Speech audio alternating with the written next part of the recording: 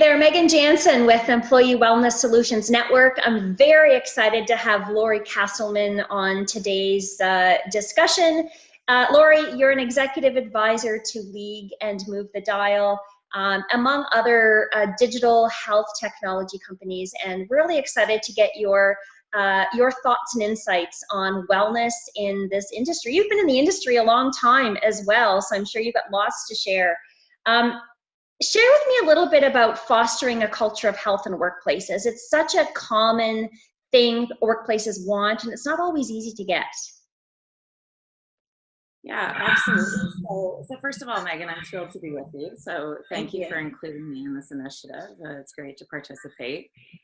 So I have really had, as you said, close to sort of a 20-year career in the healthcare, health insurance industries. And so, I think to your question, what I've seen is a real evolution from a business perspective around the focus that's being placed on workplace health and wellness in companies. I think we have truly come to a point where organizations now realize that this is absolutely not sort of a nice to have set of initiatives, but thinking about fostering a culture of health and well-being is a business priority for organizations. And I think folks like yourself and myself, you see that as very refreshing because we've been promoting that for many, many years. Mm-hmm. And I think really it's sort of an awakening that's happened with employers. I mean, ultimately, really simply put, great companies are built on great people. And one of the most important things to foster productivity, performance, engagement is great health.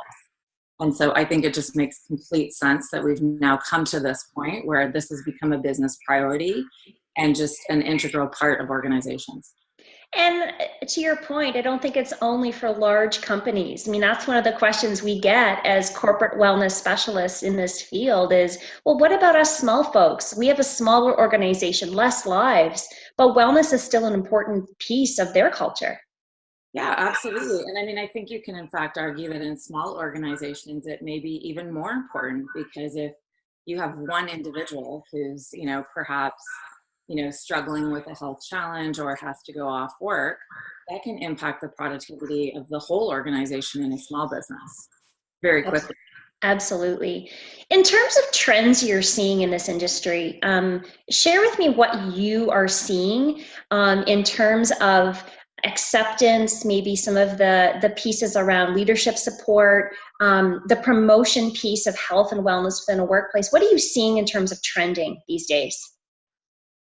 Yeah, so I think there are a number of really exciting trends. First of all, as I said, I think this is becoming more of an imperative in organizations. Mm-hmm. I think we're seeing companies really looking at health and wellness more holistically as well, which is quite exciting. So, not necessarily focusing on one particular pillar of wellness, let's say, but looking at to think of as the 4 pillars of wellness, which is physical, mental, social, and financial wellness, and really building ongoing programming and support for employees around all 4 of those aspects of health.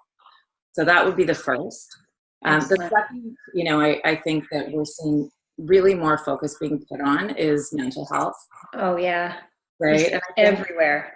Absolutely. And I think it's really refreshing to see businesses really wanting to do the right thing and business leaders to support employees who, have mental health challenges or, a mental health diagnosis and really need that support in their workplace, whether that's around accommodations for more flexible time, more flexible accountabilities, or just generally having a support network within the workplace. And so I think that has really become a trend as well, and a very positive trend towards more communication and then also more resourcing for individuals around mental health. Amazing. And then the last trend that I would touch on that I've seen a lot of evolution around is sort of back to a more flexible benefits model, mm-hmm. and really being able to personalize the work experience. And I like to think of health benefits being, an opportunity to promote health. So really health insurance or health benefits being, you know, sort of less the focus on the insurance piece and more focus, although that's important, more focus being put on the prevention and the proactive health aspect there. So providing flexibility so that there's something in, you know, that important aspect of compensation for every employee, regardless of age or, you know, particular health focus or need. That's great. And you really, I think, driven home the point of prevention versus reaction, and programming involved, including those pillars that you just spoke about, and mental health, and keeping a preventative focus on helping people when, you know, when needed, as well as the prevention and promotion piece along the way.